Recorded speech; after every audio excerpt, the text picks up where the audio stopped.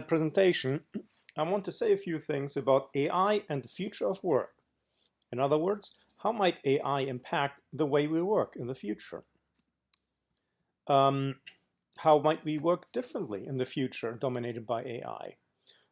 We want to talk a little bit about what opportunities might arise in addition to researching and developing new AI techniques and training models using statistical machine learning approaches. So we know that AI will displace many jobs. Um, However, in this presentation, I want to focus on tools that augment work. So we know that we will have more and more intelligent tools. In a certain sense, we already have intelligent tools if we sort of like take stock and think about it for a little bit. Um, an IDE, to a certain degree, is an intelligent tool in the sense that it does tab completion, kind of knows what you might want to do there. The compiler itself is an intelligent tool. It makes many decisions in the background that are based on at least some simple AI. So, long story short, a compiler is a tool, and to a certain degree, it is an intelligent tool. It's a very powerful tool. So let's focus on some tools that are geared towards creativity.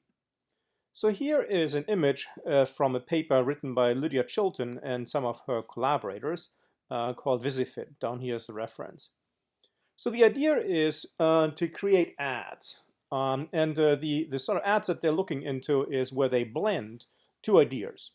So the idea is we have a Lego over here, and then they want to sort of like say that, oh, well, Legos are good things to do or to play with in the summertime. So then the question is, all right, we have a Lego.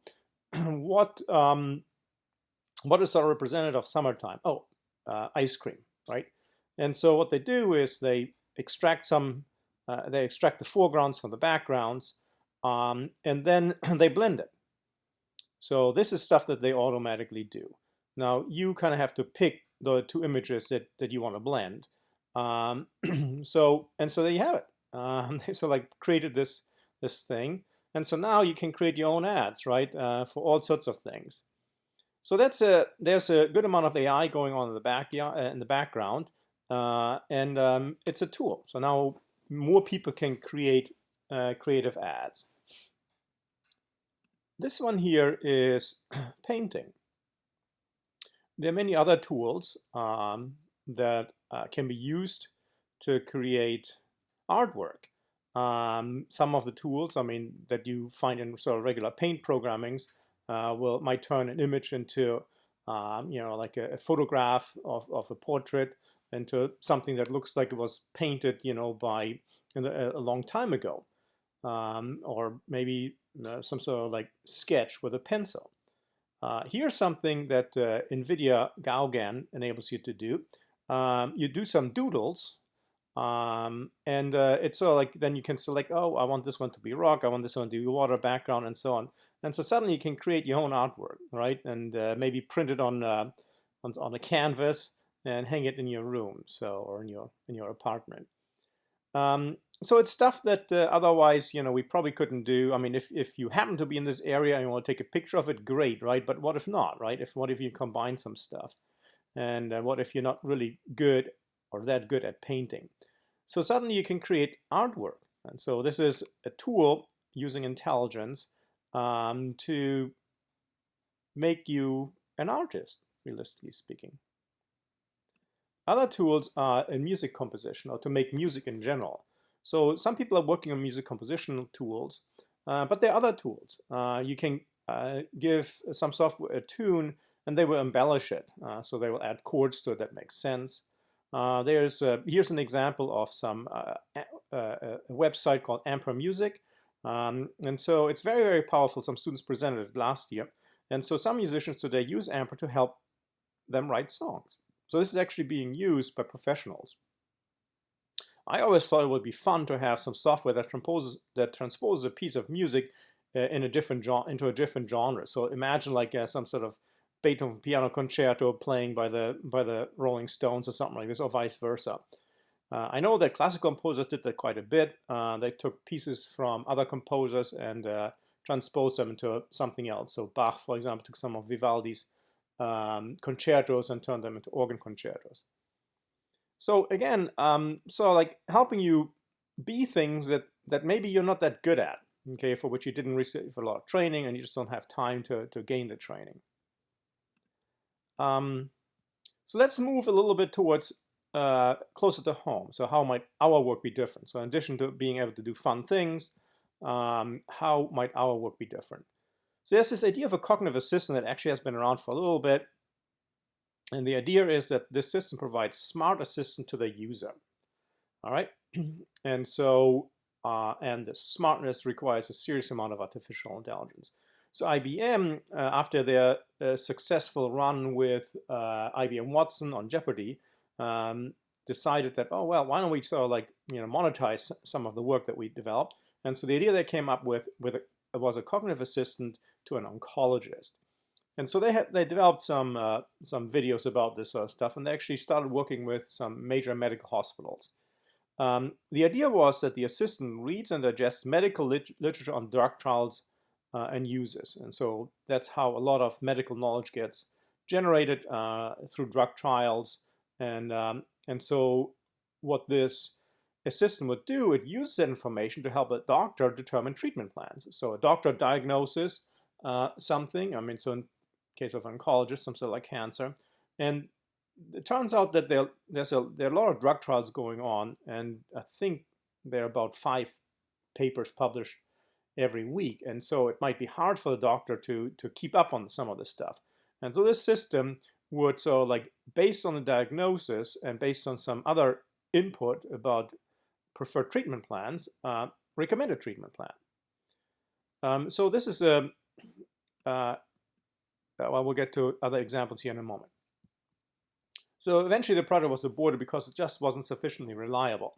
But this will clearly be in the future where assistants help us be more productive. Here's the example that I was about to talk to you about. So we know health insurance companies collect data and evaluate it. So it's called big data, right? And so here's an example. So physicians that use the health insurance company or that write prescriptions that then the patient turns into the health insurance company, or a lot of times the physicians do. They make a diagnosis and they prescribe a medication to treat whatever ailment the patient has. So what the insurance company does is they check against a big data-based analysis whether the medication is typically prescribed for the diagnosed condition. So do all or most other doctors prescribe the same thing?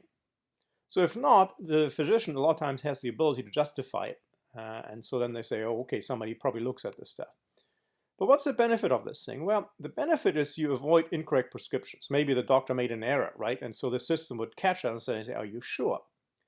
From our perspective, the data that is collected through the big data analysis can be considered a cognitive assistant that checks your work at this point in time.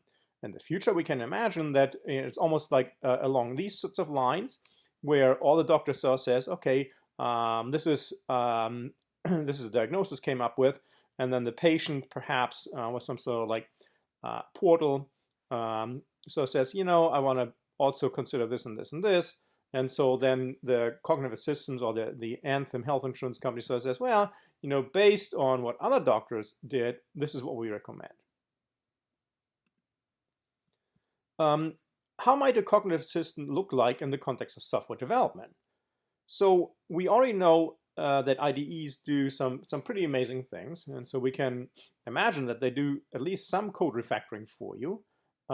We know that that if you hover over something, you can sort of like say, okay, well, do you want to look at the documentation? So we can imagine that it actually auto displays, so similar to tab completion. We can imagine that it takes tab completion to a new level, perhaps even on the level of programming constructs like if, for, and those sorts of loops, and so on. Perhaps rather than looking at the documentation, which can be a little bit dry at some point in time, many times we find that Stack Overflow is much more helpful. So perhaps it sort of like says, hey, look, you want me to display some information from Stack Overflow. Perhaps they sort of like realize that, man, you're making the same mistake over and over again, or you're sort of like a little bit rusty on certain constructs. How do I use that linked list again? Does it have a remove method? How does it work? So perhaps it's sort of like realize that you're hesitating a little bit, and so it says, oh, would you like me to give you a quick tutorial on this thing? So again, they are, would be evaluating your behavior and then offer you help to look things up. In the context of learning, how might a cognitive assistant aid? So we know that Word and other word processors already enable you to do grammar and spell checking. But perhaps in the future, we also check for style. So your documents are polished, right? So that seems nice. Managing your workload. I mean, I believe that's definitely in the future, right?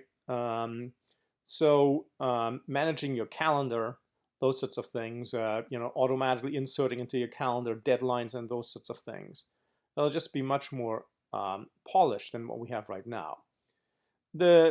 Your cognitive assistant can also monitor your performance based on scores that you received on things that you turned in, and then they can fine-tune it. And so they may realize that geez, you're really not being as productive right now as you could be. So perhaps they inject into your schedule some sort of recreational activity. So just take 15 minutes and play ping pong with your office mate or with your roommate or suite mate or something like that.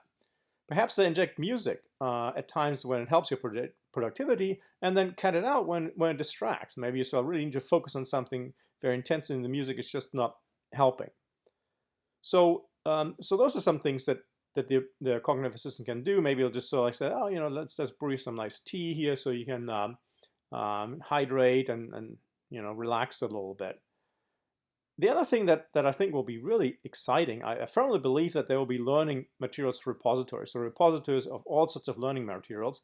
And they won't just be, hey, here's something on red-black trees, and here's something on breadth first search or a star.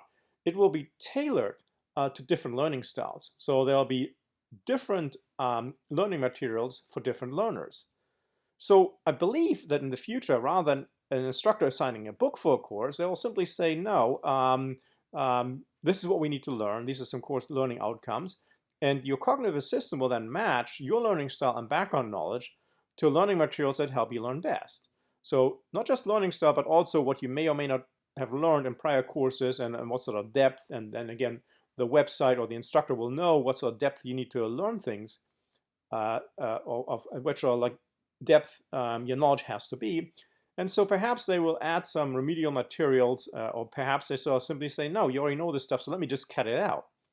So it goes both ways, right? There are many things that will happen in the future that make our lives simpler.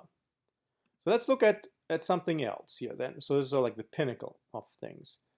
So rather than having a cognitive assistant that sort of like helps you do things, we sort of like people believe that there will be robot coworkers or bot coworkers. So robot, is just an embodied AI, and the bot is just, is software. So one of the things that, before we go too deep into this thing, we know is that there will be different kind of work structures, right? So we know there has to be at least one person, at least one robot, and there may be many other persons or many other robots. So in the last programming assignment, I ask you, one person, or perhaps if you're working with a teammate, two people, guide several robots to do some cleaning tasks.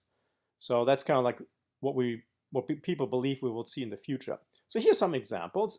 Here is a manufacturing. Somebody needs to assemble something, and so the robot helps you with that. We know that in healthcare, there'll be robotic assistants to help people. The military is really interested in this thing. So the military is really interested in having robots be working with fighters.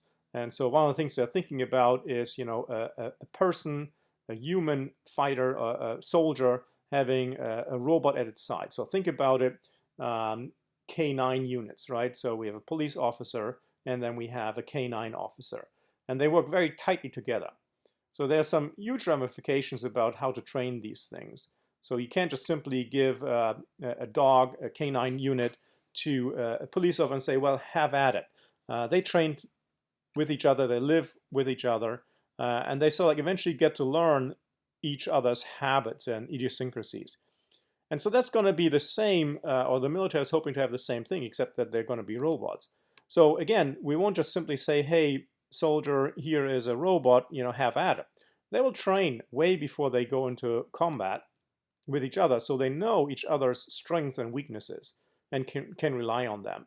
So we don't know how to do this sort of stuff yet, and we don't have the capabilities for that, but that's sort of like what the military is hoping we're going to have in the future. So in this particular example, the robot actually helps carry their presumably wounded co-soldier.